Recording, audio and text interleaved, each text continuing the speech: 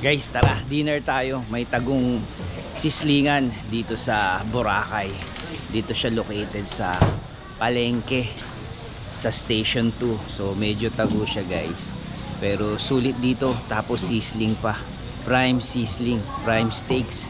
Tingnan nyo, tikman natin. Let's go. So guys, meron silang space dito sa baba. Meron din silang space dun sa taas. So kung marami kayo, ma-accommodate kayo dito, guys. So guys, nandito na naman kami sa Tagong Kainan. Steak to, guys, ha. Ang pangalan ng kanilang steakhouse ay Surf Turf Steakhouse. So guys, tago to. Nandito siya sa palengke ng D-Mall Station 2. So guys, ito ang kanilang prime rib. Hiwa tayo, guys. Tikman natin. Grabe. Ang lambot, oh. Isang slice lang. Hiwa na agad. So tikman natin, guys.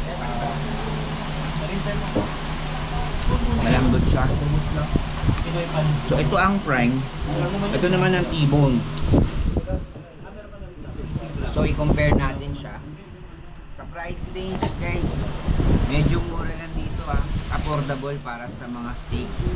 So try nyo rin dito. So tikman naman natin ngayon. Ito ang prime. Ito naman ang regular T-bone. So slice tayo.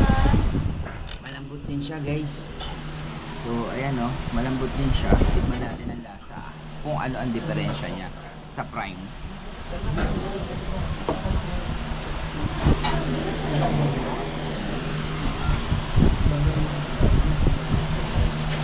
So guys, parehas siya na steak. Parang wala masyadong comparison, eh.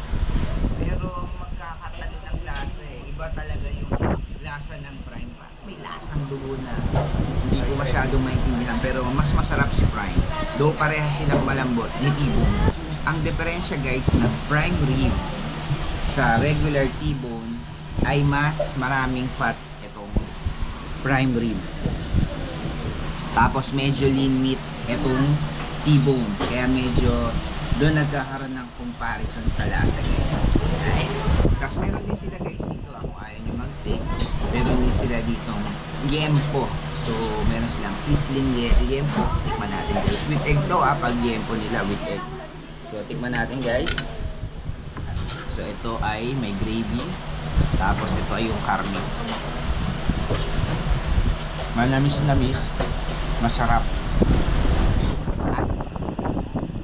Sizzling, delicious to.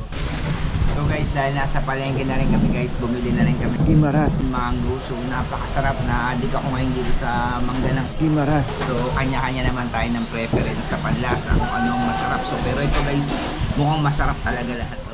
So sibog na tayo ng ating dinner. See you sa Boracay, guys. Kain na na.